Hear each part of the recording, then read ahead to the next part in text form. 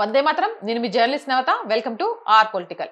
మన దేశ చరిత్రలోని ఒక కీలక ఘట్టం మరలా స్మరించుకోవడం అనివార్యమవుతుంది. మన పిల్లలు చదువుతున్న చరిత్రలో హర్షుడే చిట్ట చివరి చెప్పుకోదగిన హిందూ పాలకుడని నేర్పిస్తున్నారు. మరి కాళిదాసును పోషించిన భోజ మహారాజు సంగతేంటి అని ఎవరన్నా ప్రశ్నిస్తే అవన్నీ కల్పిత కథలు, మనోరంజకంగా ఎవరో రాశారు అంటూ కొట్టి పారేస్తూ భోజ మహారాజు అనే రాజు లేనే లేడని దబాయిస్తుంటారు. ఇప్పుడు ఆ భోజ మహారాజు నిర్మించిన ఒక మందిరం మరలా గుర్తించబడుతుంది. లండన్ మ్యూజియంలో వందల సంవత్సరాలు దాచిపెట్టబడిన వాగ్దేవి విగ్రహం త్వరలో ప్రతిష్టాపనమవుతుంది. ఈ సందర్భం ఒక ఉపాఖ్యానం చెప్పుకోవడం యుక్తమై ఉన్నది.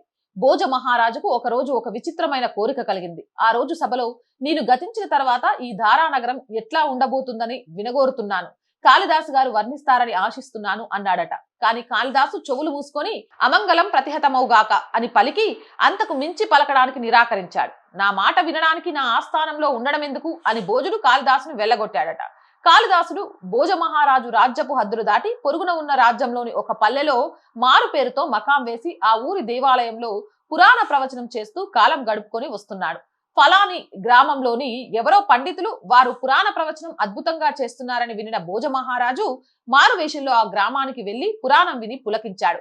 కాళిదాసు నిష్క్రమించిన తర్వాత తన ఆస్థానం బోసిపోయి ఉంది కాబట్టి ఈ పండితులు వారిని ఆహ్వానిస్తే బాగుంటుందనుకొని ఆయన వద్దకు చేరి నమస్కరించాడు. అయ్యా, ఎవరు మీరు? ఈ రోజు ఇక్కడ మొదటిసారి చూస్తున్నాను. ఎక్కడి నుంచి వచ్చారు అని కాళిదాసును అడిగాడు.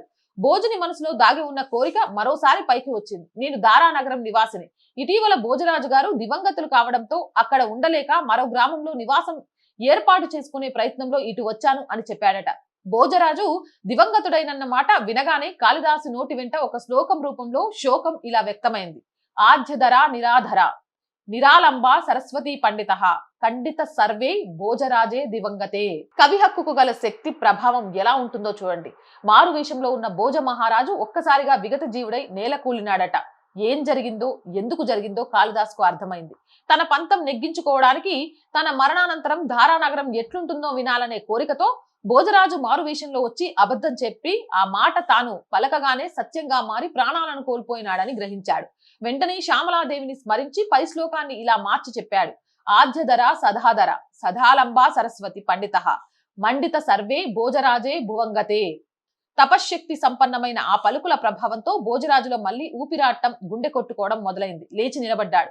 తనను క్షమించమని అభ్యర్థించి తిరిగి దారానగరానికి రావాల్సిందిగా కాళిదాసుని సాధారణంగా ఆహ్వానించాడు. ఇది ఆనాటి కథ.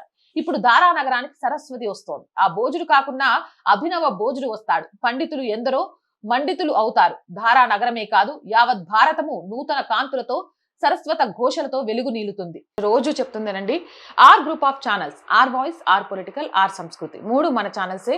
So please subscribe our channels. Content బాగుంది అనిపిస్తే లైక్ చేయండి, షేర్ చేయండి.